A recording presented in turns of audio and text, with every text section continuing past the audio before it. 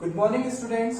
In this class, we will learn about tense of verbs, chapter number 16. First, tense are three types: present tense, past tense, and future tense. They are also four types, and each of types are four types.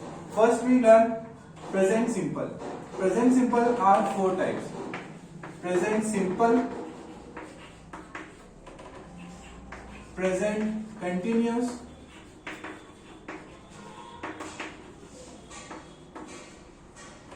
present perfect,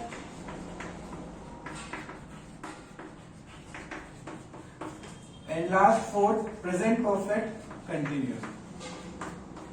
इसको यहां पर अपन short में लिख सकते हैं PER perfect continuous. तो ये tense जो था प्रेजेंट टेंस वो चार टाइप्स के हैं: present simple, present continuous, present perfect और प्रेजेंट परफेक्ट कंटिन्यूस। वैसे ही पास्ट टेंस जो है वो भी फोर टाइप्स के हैं। आपको मेनली याद रखना है सिंपल, कंटिन्यूस, परफेक्ट और परफेक्ट कंटिन्यूस। यहाँ पर क्या करना है, आपको सिर्फ पास्ट लगाना है, बाकी वैसा का वैसा हो जाएगा। तो ये आपको हो जाएगा पास्ट सिंपल। दूसरा अपन ने देखा था पास्ट कंटिन्यूस। तीसरा हो गया आपने पास्ट परफेक्ट, और फोर्थ हो जाएगा पास्ट परफेक्ट कंटिन्यूस। तो पास्ट टेंस भी अपने फोर टाइप्स के हैं: past simple, past continuous, past perfect continuous. वैसे ही फ्यूचर सिंपल भी ऐसे होंगे। तो फर्स्ट हो जाएगा अपना फ्यूचर सिंपल, फ्यूचर कंटिन्यूस। इसको एक बार आप अपनी नोटबुक में उतार लेना ताकि आपको हमेशा के लिए याद रहेगा। फ्यूचर परफेक्ट, और लास्ट हो जाएगा फ्यूचर परफेक्ट कंटिन्यूस।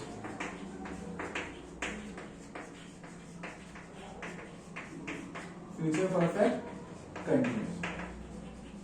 तो स्टूडेंट्स, ये सारे जो है थ्री टाइप्स के: प्रेजेंट, पास्ट और फ्यूचर। तो इन सब के भी जो कॉमन नेम है वो सिंपल, कंटिन्यूस, परफेक्ट और परफेक्ट कंटिन्यूस हो गया। तो आइए अब अपन इसके बारे में डिटेल से पढ़ेंगे। फर्स्ट अपन इनकी जो हेल्पिंग वर्ब्स है वो देख लेते हैं। उसके कराने से पहले मैं आपको जो है इसकी कुछ कॉमन स्ट्रक्चर बता देता हूँ। कॉमन स्ट्रक्चर मीन्स ताकि आपको आगे कोई प्रॉब्लम नहीं आएगी। तो आप लोग इसके बाद में पहले लिख लो कॉमन स्ट्रक्चर, जो कि आपके आगे हेल्पफुल रहेगा।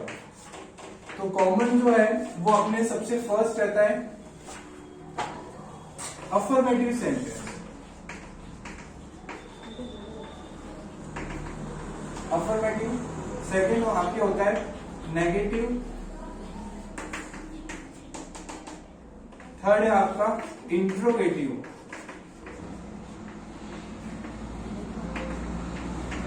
और फोर्थ आपके हो जाएगा इंट्रोगेटिव नेगेटिव। तो इनके बारे में आपको पता होना जरूरी है कि इसकी जो कॉमन स्ट्रक्चर है वो क्या है।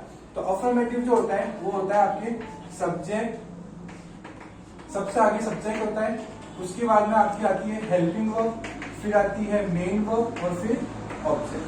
तो ये आपके हैं subject, helping verb plus main verb plus object. उसके बाद में नेगेटिव सेंटेंस जो होता है उसमें तीसरे नंबर पर यानी कि हेल्पिंग वर्ब के बाद में नॉट लग जाता है।